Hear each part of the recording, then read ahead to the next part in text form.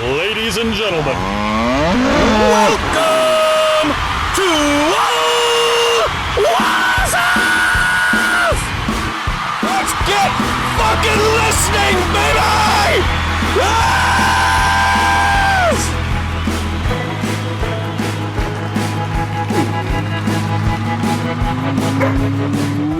Welcome to Ole Walls House. It's me. It's your man. It's your main man. It's Ole Walls, and I'm back with you for episode 99. 99. The last episode in double digits is coming your way right now. Running solo this week. Got a fun show coming your way. So first of all, I just want to say thank you to everybody. Hit that housekeeping real quick. If you could, rate, review, comment, subscribe, share. Let people know. You know the deal here. Ole Walls House. It's the place to be. Come hang out. And I appreciate all you guys. I appreciate producer Kevy most top of the list there for us, keeps this thing going. So talking college football, NFL football, Flyers, some pro wrestling getting talked about today, a lot of other stuff. So before we get to it, Liquid IV, you guys know the deal. Best hydration brand there is. I love it because it's convenient. Little slips. I'm going to be traveling. I dump them in. They got all the good flavors: sea berry, strawberry lemonade, Concord grape, lemon lime, pina colada, tropical punch, watermelon, strawberry, passion fruit, guava, acai berry. One stick alone with 16 ounces of water gives you 2 times faster hydration and more efficient than water alone. 5 essential vitamins: B3, B5, B6, B12, and vitamin C. 3 times the electrolytes of leading sports drinks. Quality ingredients, non-GMO, free from gluten, dairy, and soy. So here's what you do. You go to liquidiv.com or the link in the show notes below. Promo code OWH, O for Ole, W for Walls, H for House, 20% off. Promo code OWH, liquidiv.com. All right, let's get to the show. All righty, let's talk some Thanksgiving and Black Friday football. So like I was telling you guys, we had a full slate of stuff Thursday and Friday. I'm recording this Saturday morning, so haven't got to the Saturday football or Sunday football yet. So we're just talking Thursday and Friday football. Start out. My Green Bay Packers. They come out large against the Detroit Lions. Jordan Love underthrows Christian Watson on a deep ball that gets him way down the field on the first play, and then throws a pass that a lot of people are ranting and raving about. I was a little skeptical. I thought it was kind of a bad pass, and he hits Jaden Reed on a crosser. But if whoever was covering Christian Watson kind of just turned their head a little bit, they would have walked into the ball and had a pick. So either way, the Packers score, and then just the beatdown ensues in the first quarter. Get a sack fumble that goes for a touchdown, score another time, and all of a sudden the Packers are up 26. The Lions try and come back late, just not enough. Packers score in the third quarter as well. And what do you know? The Packers, it was 23-6. The Packers made a field goal in the second quarter too, at halftime. And what do you know? The Packers are 5-6, and there is a legitimate path to the playoffs.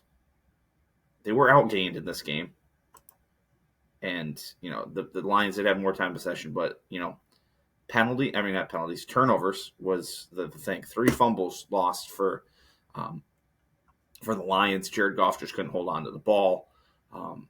They got home to the Lions as well. The Lions ran 24 more plays,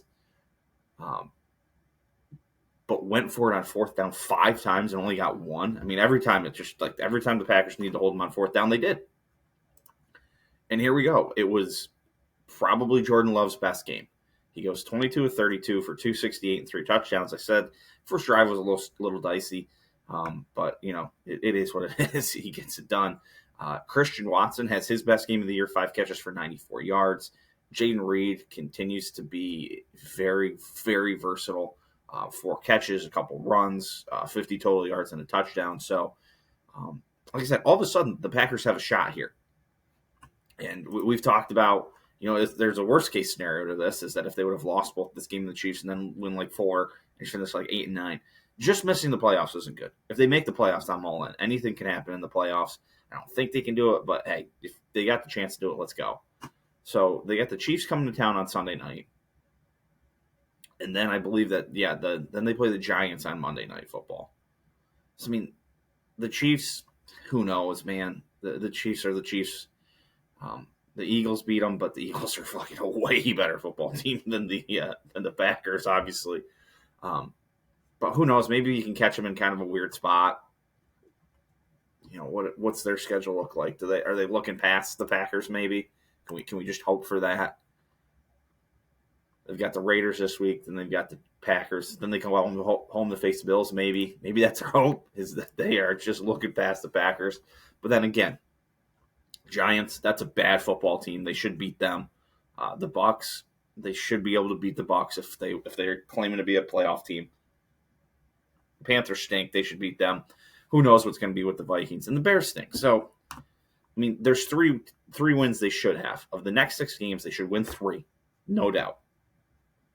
And then there's 3 more, and you got to win 2 of them. And that's going to be 10-7. And if you beat the Vikings on the way, and maybe you get in the Vikings. I mean, they're chasing 2 6-5 teams. They're chasing the Vikings and the Seahawks. The Cowboys are going to get in. The Saints are going to get in. Or somebody from the NFC South is going to get in, not necessarily the Saints. The Lions will be in. I don't think there's a way to catch the Lions. The 49ers and the Eagles are in. So we're chasing 2 teams. Couple more things here on Packers related, and before we get to the Lions, who we need to discuss. Jordan Love, like I said, had his best game. He's been trending upwards. I would imagine now we've locked ourselves into next year or Jordan Love. I think that's a fact. I'm eating a little crow. I'm not eating all of it yet. He has been better of late. He has shown, if he plays like he did against the Lions, that he could be a quarterback, possibly of the future. I'm not sold yet because I don't know that the Lions are that great. I just don't know that the Lions are that great. This is a team who twice this year has lost to teams that have fired coaches and offensive coordinators. They lost to the Raiders, who 2 weeks later fired Josh McDaniels, and then they lost to the Steelers, who 2 weeks later fired Matt Canada. That happened this week as well. So, and again, it's frustrating that this team is all of a sudden kind of finding some sort of rhythm because they've lost to the Steelers 2 weeks ago in a game they should have won. They lost to the Broncos in a game they should have won. They lost to the Raiders in a game they should have won. There's 3 games. They blew that game against the Falcons. There's 4 games. And, obviously the Saints in there that they kind of stole one from. But so we call it 3 games. Instead of being 5-6, all of a sudden you're 8-3. I mean, shit, just call it 2 games. You're 7-4. Good Lord. I don't know. It does seem like they're kind of catching something, but again, Lions, I think, are questionable. I think the Lions are questionable. The Chargers aren't great. They've won 3 or 4, but the wins have been the Rams, who are bad without Stafford, the Chargers, and then this Lions team, who I'm questioning. That said, Jordan Love, I said I'm eating some crow on him. Through first 11 games, Jordan Love has thrown for 2,599 passing yards, 19 touchdowns, and 10 interceptions, and has a 5-6 record. Aaron Rodgers, through his first 11 games, had thrown for 2,599 yards, 17 touchdowns, 9 interceptions, and had a 5-6 record. And I think they both have accounted for 21 touchdowns or something like that. So at one point I said, don't compare him to Aaron Rodgers. The stats aren't even the same. Stats are the same now. Got to credit that out. I want to see what Rodgers did for the remainder of that year. Let's find his Pro Football. Where's the Pro Football Reference? That's the best website ever. The Football Reference, the Baseball Reference websites. Okay, so 2008. They ended up going 6-10. So Love should be better than that.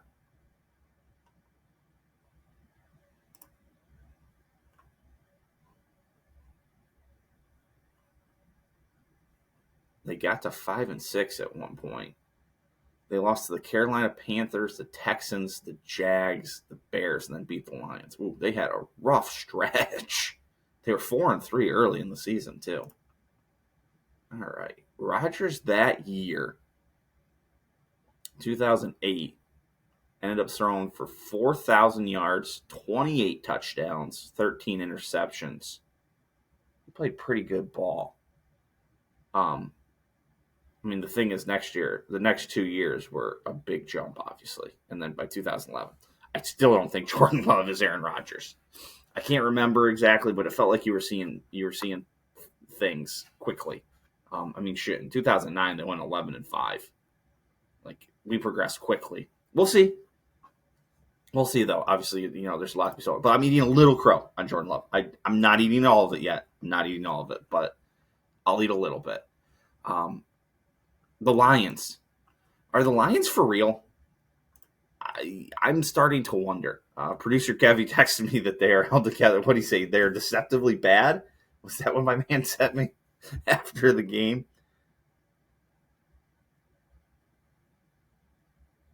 I said, I got to apologize to Jordan Love on the pod this week. He goes, dude, is he good or are the Lions just hot trash? And I said, I thought the Lions were good. He said, they are not, deceptively. And I sent the Homer Simpson when he's looking thin and the back of him's all like tightened up and it's just fat rolls on the back. They only have one win against teams with a winning record in the last 15 games. So they've played tight ones with the Bears, the Chargers, and the Raiders in their 3 previous games to the Packers. Lost to the Ravens, beat the Bucks, who I don't know that are that good. Beat the Panthers earlier. Beat the Falcons. Crushed the Packers early in the year, but the Packers were trash then. They've kind of been playing much better. Lost to the Seahawks, who I'm not sure are that great either. And then beat the Chiefs in week 1.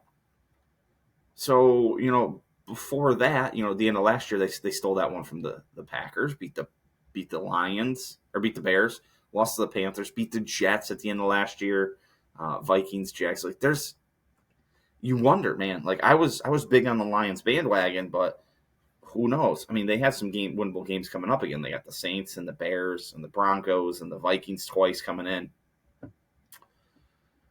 It's something to think about.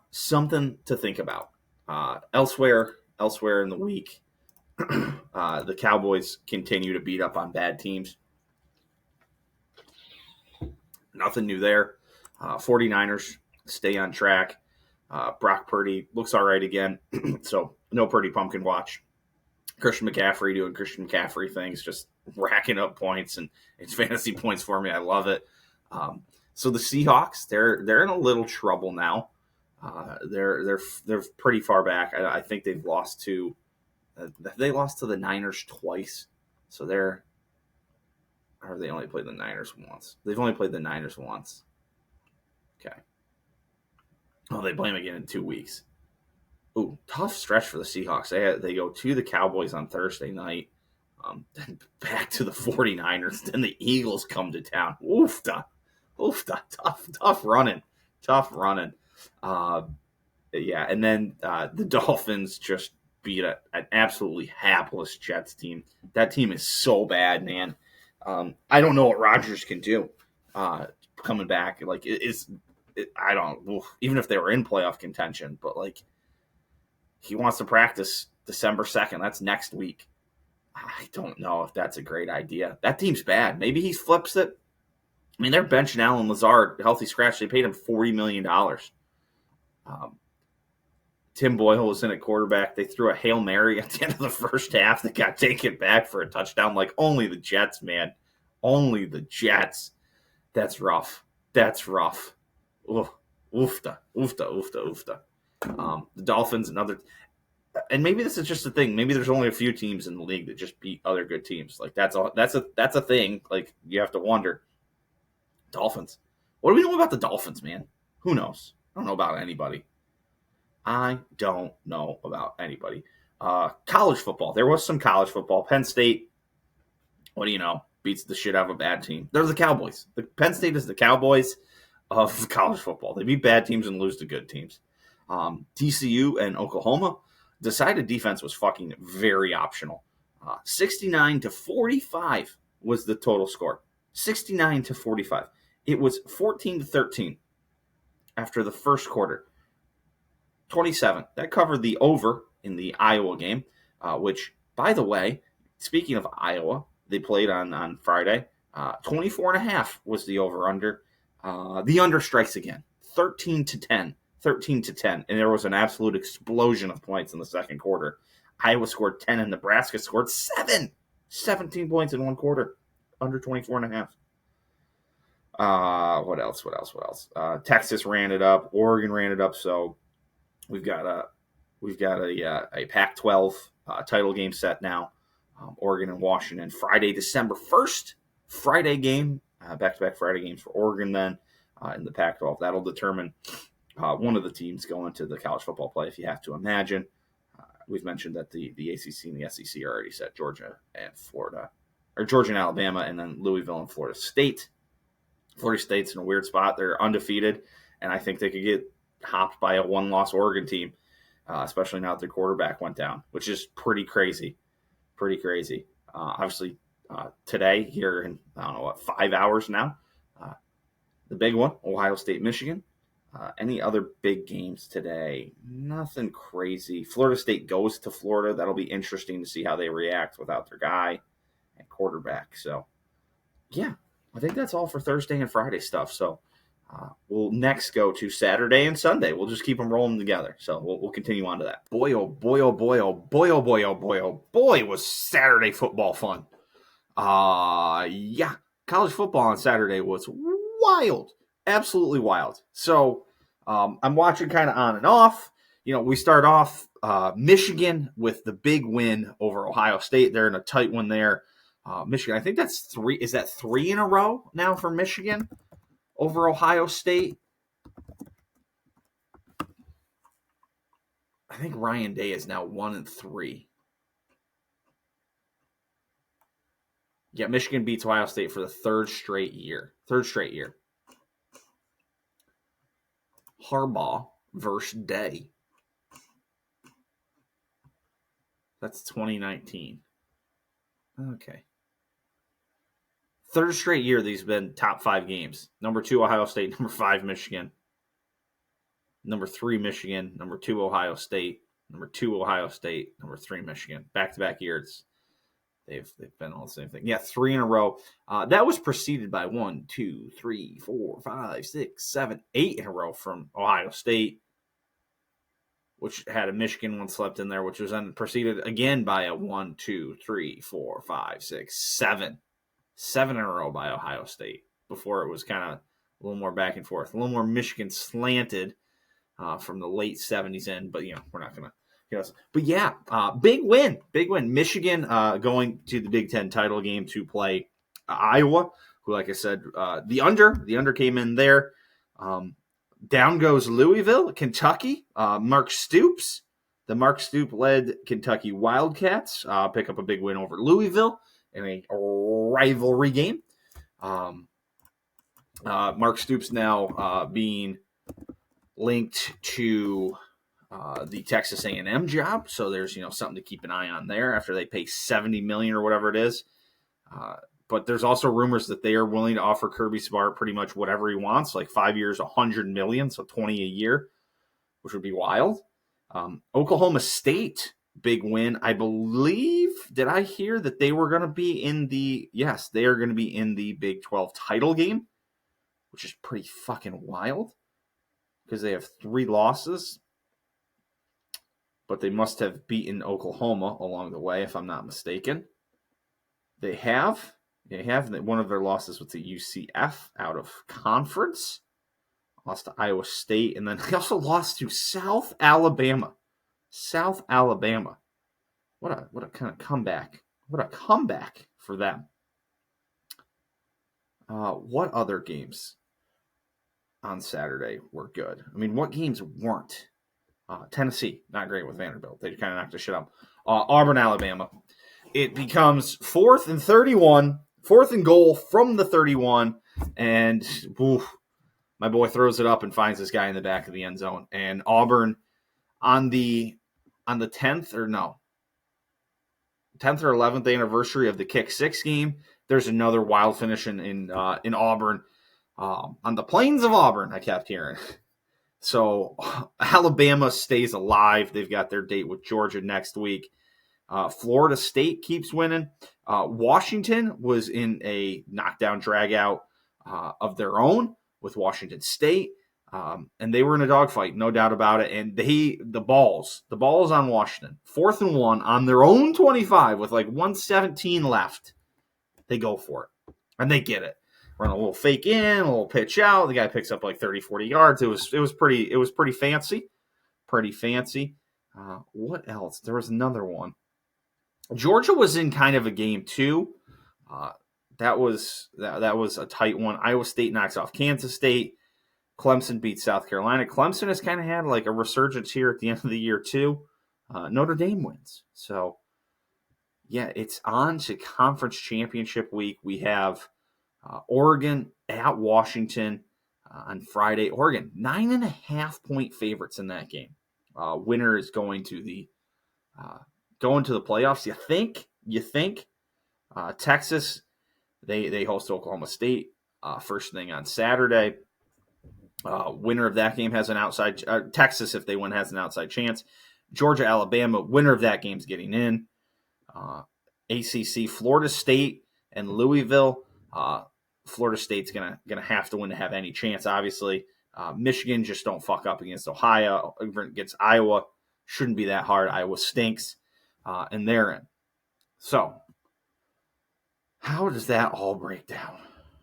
How does it all break down? The top 25. So it's Georgia. Ohio State's going to fall out.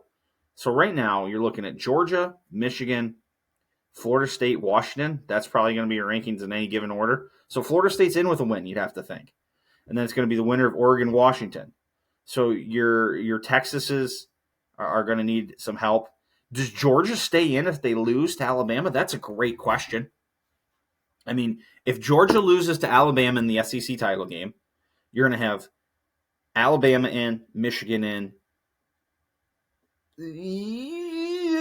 Florida State in, Washington in. Like, if it's 4 undefeateds, man, does a 1-loss Georgia team knock a undefeated Florida State out of the playoff? It's, I think it'd be very easy to say that Georgia is the just flat out better football team. I don't think there's a lot of people going to be disputing that. But what do you want Florida State to do? They won every game. Like that's a moment, man. Let's go fucking Bama. Let's just see some chaos in the last year of this 14 playoff. Man, that would be wild. I mean, just think about that. I mean, you want to start hearing the people who hate the SEC just start bitching. If Florida State and Washington and Michigan are all undefeated and Alabama beats Georgia in the SEC title game to win the SEC title, Alabama has to be in, right? If Michigan wins the Big Ten, Michigan has to be in. Washington wins the Pac-12, and then which has been one of the best conferences in the Pac-12, the Big Ten, and the SEC, far and away the best 3 conferences. Do you leave out Florida State, an undefeated major conference champ? They haven't really played a lot of people. Georgia's obviously the better team. Florida State doesn't have their quarterback. It's wild. It's a wild thought. It's a wild thought, and it's something very interesting to think of. Couple of other things. The Pac-12 on Friday will be done. That's pretty fucking wild. And the SEC on CBS. Their last game was the Iron Bowl officially. They do have the SEC title game as well, but I think I say that, and they were doing a real give it like it's all done kind of thing. But I would have to imagine they still have the SEC title game too. Like that hasn't gone over, has it? My thing's not working. Who is broadcasting the SEC title game? Okay, yeah, CBS still has it. So, yeah, Friday this week, the last Pac-12 football game ever. Officially, not officially, I don't know what you want to call it. I mean, there's probably still a chance because I think Oregon State and Washington State had won some legal bagel about Pac-12 ownership and shit like that. So CBS last time hosting the SEC on Saturday and last Pac-12 game on Friday, kind of the end of an era in a couple of different ways. So, all right, I think that's all for Saturday college football. So we'll now be moving on to NFL on Sunday. Jalen Hurts has just rumbled his way into the end zone, and the Philadelphia Eagles have beaten the Buffalo Bills in overtime. The Bills score first. Josh Allen had himself a pretty incredible game. That was a great game just in general. But I think, as great a game as Josh Allen had in that, it's going to come down to a mistake he made with about 12:45 in the game.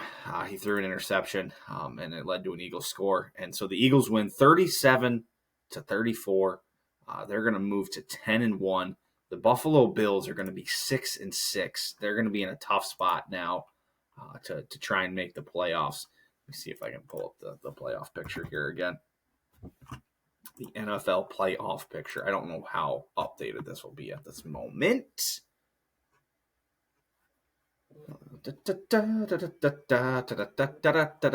Eagles. So the 6-6. So 6-5. 6-5 Bills. 6-5 Bills will be 6-6. The Denver Broncos. Are they 6-5 now? Does that count? Does that count what they did today with their win over the Browns? I believe they are 6-5 now. Yes, the Denver Broncos are 6-5, and have done some winning 5 in a row. 5 in a row. Only team with a longer streak or a streak of the same length is the Eagles, who are now 10-1. Yes, 10-1. That is updated, and the Bills 6-6, 3 games back in their division. They're going to be 10th in the 10th in the AFC. So they're in some trouble. They're going to have to get by the Texans, who are also 6-6, then the Broncos up to 6-5. So yeah, elsewhere in the NFL today, a kind of boring Sunday for the most part, to be honest. Raiders test the Chiefs a little bit early. Rams kind of lay it on the Cardinals. Jags and Texans played a good one earlier in the day. Saints Falcons, I just couldn't get into at all. A lot of close games that were kind of shitty games, like the Giants beating the Patriots. They scored 17 fucking points in that game. I bet the over. 33 was, I think 32 or 33 was the number. And I thought, man, these teams are so bad, they're just going to like turn over themselves into a couple touchdowns. No, not true. Not true at all. The Colts, big win for the Colts over the Buccaneers. The Colts are now in the playoffs by my estimation. Are they 7-5 now? 6-5. The 6-5 Colts. The 6-5 Colts are in the playoffs. Yeah. So what else? What else happened today? I mean, like I said, it wasn't a crazy day of football for the most part. I mean, Bills and Eagles, what a game! Josh Allen played some good football in that too. That was a big win for the Jags. That was an important win for the Jags. That keeps them out ahead of the Texans in the standings for their division. The Jags, the Ravens, the Chiefs, and the Dolphins are all 8-3 currently. The Ravens are about to kick off in about 10 minutes. That's not going to be in the pod this week. I got other shit to do. I apologize. But so the Ravens can get themselves, to the front of the class in the AFC if they can beat the Chargers in LA. You'd have to think they do. Vikings Bears tomorrow. Who gives a shit, honestly? So I definitely wouldn't have been doing that anyway. What else? Is there anything I'm missing? Titans beat the Panthers. I mean, who else? Who doesn't beat the Panthers? The Bucks are in a bad spot, man. They've lost 2 in a row, and before that, I think they lost a few in a row too. 1, 2, 3, 4. They lost 4 in a row before that after getting off to kind of a nice start. A little unfortunate for them. I don't think I've missed anything else, really. Let me just double check my notes.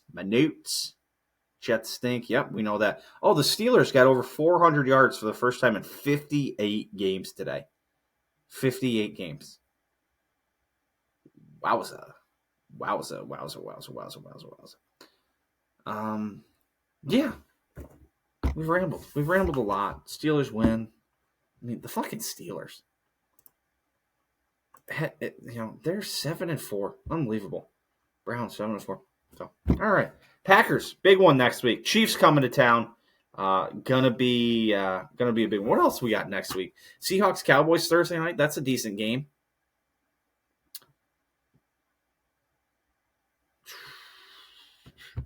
49ers Eagles next Sunday. Yes, there we go. Browns Rams. Rams in an interesting spot.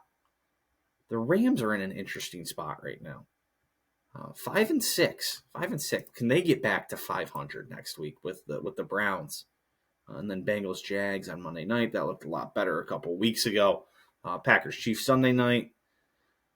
Broncos Texans. That's an interesting game to keep your eye on. Lions Saints. Can the Lions bounce back? The Saints. The Saints are the Saints. They lose to the Falcons this week and kind of had a chance. That was to determine if they could pull ahead in their division. 5-6 is leading that division. All right.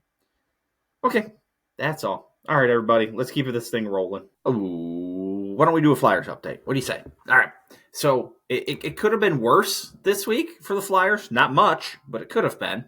They could have lost last night, but they pulled one out in a shootout.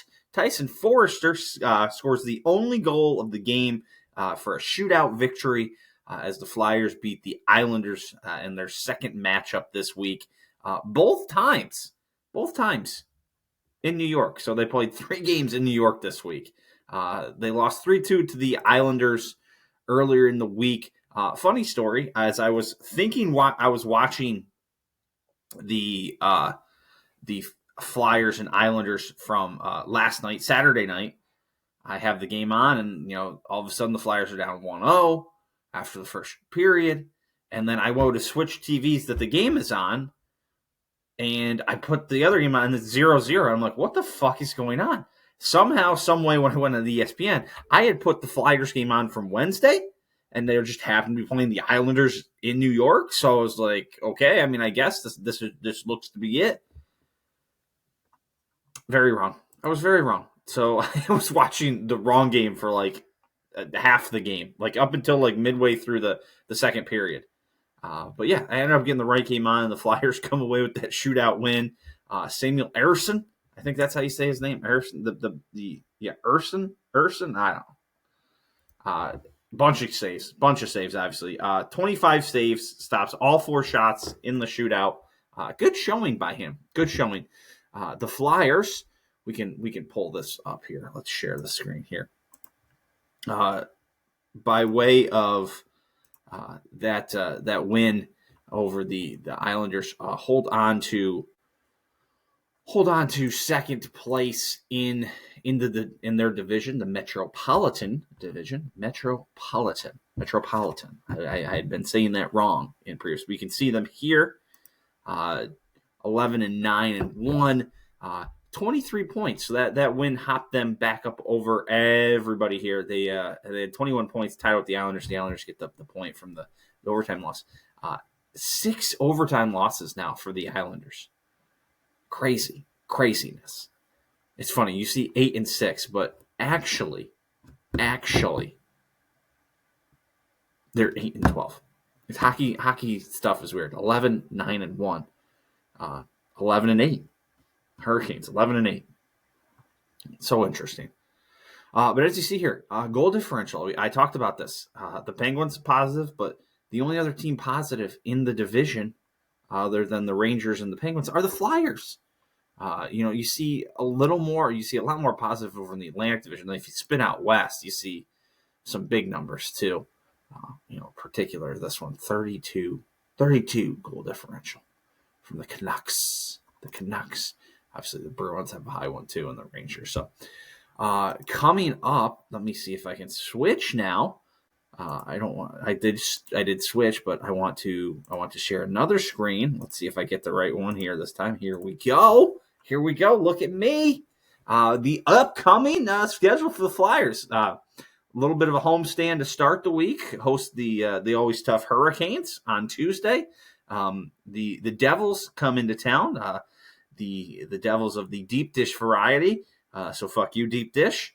And then you have the head to the Penguins on Saturday, and then the Penguins come to town on Monday. It's so weird in hockey how they do these like back to backs sometimes, but that's what's happening. So a tough week coming up. If they can, maybe not the Devils aren't too tough, but if they can keep winning, they can maintain the spot. So there's that. Also, maybe it was because I fucked it up. Maybe I don't know. Maybe this is a good point. I was probably watching the wrong game when I was like, "Oh, it's 6:50," and the game still hasn't started. But I do find that is kind of how it goes a lot in hockey. It's like you're watching, and then like sometimes the games is like scheduled to start at 6:30, and it starts at like 6:31, and then sometimes it's like 6:45 when it's a 6:30 start. So just a little consistency. A little consistency would be nice. That's all we're looking for. All right, so hey, Flyers salvage the week. Could have been bad. Could have been much better. Could have kind of cemented themselves in the second. If they'd had 2 more points, they'd be 3 points clear of everybody else. Would have been nice. But hey, they got an overtime win, shootout win. They won in a shootout. So good things. Time for some passing thoughts. I'm just going to start this the way I had to start my my Thanksgiving, watching that just fucking awful commercial from Chevy about the grandma with Alzheimer's that the granddaughter's taking around in the old car, and then all of a sudden she's coming back and she's talking about her husband.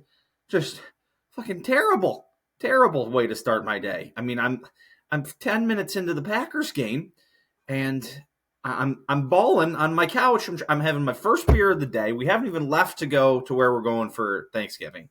I'm having my first beer. I'm sitting on my couch, me and the dog, just watching the game, and all of a sudden I got tears rolling down my face because we got an Alzheimer grandma commercial that's fucking heartbreaking. Like, what the fuck, Chevy? I don't think I want a Chevy now because you did that to me. Like, Jesus, come on. What are we doing here? Good God. Alzheimer grandma. Fuck. Oh.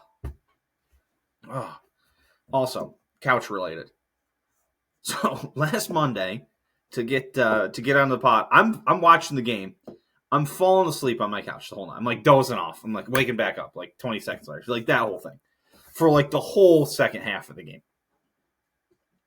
I get into bed, wide awake. Can't sleep to save my life. Like, just wired. Like to no end. It's like, what the fuck is going on? What the fuck is going on here? Just doesn't make any sense. Sports related thing. A lot of rumors about John Rahm to live. Shipnut going around saying Phil is saying it's a done deal. He had pulled out of the TGL, the what do they call it? The stadium golf, the simulator league of Tiger and Rory's, which is not going to happen for a year now because of damage to the roof, which is bad news for that. But now John Rahm out of that. And rumors are there's a $600 million offer on the table, but some of the other, notes are that he would like a little say in how the format goes. But I also found this interesting. I mean, $600 million is a lot. And it's funny now. I've been saying this with Liv since the start. Like, it's obviously about the money. Like, these guys are going because they're getting paid guaranteed money in a sport that doesn't offer a lot of guaranteed money. And they were playing a little less. The catch is, they're not playing that much less anymore. The Live schedule, and they're definitely probably not traveling less. The Live schedule's out. There are 14 events. They are in 8 countries in 4 different continents. With the 4 majors, if these guys are still getting in the majors, but I mean, that's, what some of them are saying, that's 18 events. They already play one in England, so there would already be, so no new countries or continents there. But I mean, that's 18 events over 8 countries and 4 continents. I mean, you play the PGA Tour, you can play 25, 22, 23 events and really only leave the U.S. a couple times. So interesting little thing there. Interesting little thing. I don't know what led me to this. I just have in my notes, why is shredded cheese so much better than block cheese or like slices of cheese? I don't know why I wrote that, but it's fucking true. Like shredded cheese, for whatever reason, is so much better. So much better. What else? A couple other sports things. You saw this over like Thanksgiving week here. Hopefully everyone have a great Thanksgiving, best holiday there is. So there were some basketball tournaments, and there were a lot of this 3 games in 3 days. Like, motherfucker, these kids are 18 to 22, and at most 3 or 4 years ago, they were playing 3 or 4 games in a day. Like, 18 to 22-year-olds can handle the 3 games in 3 days thing. Like, it's different. Yes, it's different than practicing 3 days, or it's different than playing AAU tournaments in 3 games in back-to-back days. And by the end of it, are you probably showing a little wear and tear? Absolutely. But, like, the announcers are always like, 3 games in 3 days. I'm surprised these kids can fucking walk. It's like, come on. It's not that big of a deal. Ooh, Diggs just dropped one. I got the Bills and Eagles, so this will be like a second recap after after you've heard me already talk about it, but this one is kind of in live. So yeah, I'm over the 3 days, 3 games in 3 days thing. Cool note in the sports world, the Wilder and Joshua pay-per-view. So Wilder's fighting somebody and Joshua's fighting Wallin out of Wallin, and Wilder's fighting somebody else too. And I think Daniel Dubois is on the pay-per-view, as well as Dimitri Bivol. $40. This was a pay-per-view I probably wasn't going to get at the $60, $70, $80 mark. Huge run by Josh Allen right there. But wasn't going to get this pay-per-view at an $80 mark for sure. But at $40, I'm in, man. Like, and I've been saying this, like, if you're going to do a bunch of pay-per-views in boxing and, not stack the cards like they do in UFC. Like, UFC's $75. The next UFC event is a fucking stacked card. So, like, if you're going to stack the card up, like, hell yeah, I'm much more into paying for a lot for a stacked card. Leon Edwards, Kobe Covington, Penteo and Brandon Royval, Wonderboy Thompson, Patty Plymouth, and Tony Ferguson. Like, yeah, there's a lot going on there. Those are high quality, highly competitive fights. This set of fights on this boxing pay-per-view, not great. Like, not the greatest. But it's a lot of big names. And at $40, I'm in. Like, I'll bite. Man. Like, I can do that. So, I love it at $40. So I'm in. You got me. Like, do that more. All right. What have I been watching this week? Watched Top Gun Maverick with the roommate the other night. Fantastic. The score, I believe, is what the cinephiles would call it. Producer Kevin may have to jump in here and call me an idiot. But the music, like the background music, is absolutely fantastic. Makes the movie all the better. Roughing the Passer. That one's gonna stink, Philly. Here come the Bills. But that makes the movie so much better. Also watched The Hangover. Oh my God. Such a great movie. Is my hair cool like Phil's? I don't know about that. That was pretty... I mean, it's late. It's pretty late. Like the ball's way gone, they're going to call it. That's just what it is. Hangover. Fantastic movie. That movie, awesome. Still my favorite part is when Tyson absolutely smokes Alan. and Fat Tyson, nonetheless. It's not like ripped up Tyson like it is now. Let's see, what else do I have on here? Oh, I just wrote down, I was just listening to music, playing fetch with the dog the other day. And I wrote down 6 songs that I listened to.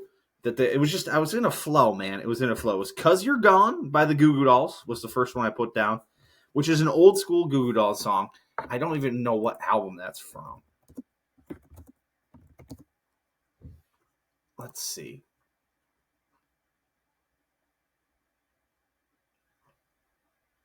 Yeah, I don't want Superstar Cars. That's from their 1993 album, like going way back. To Us It Did by Mitchell Tenpenny. Really like that jam. Good jam there. 99 Problems by Jay-Z, of course.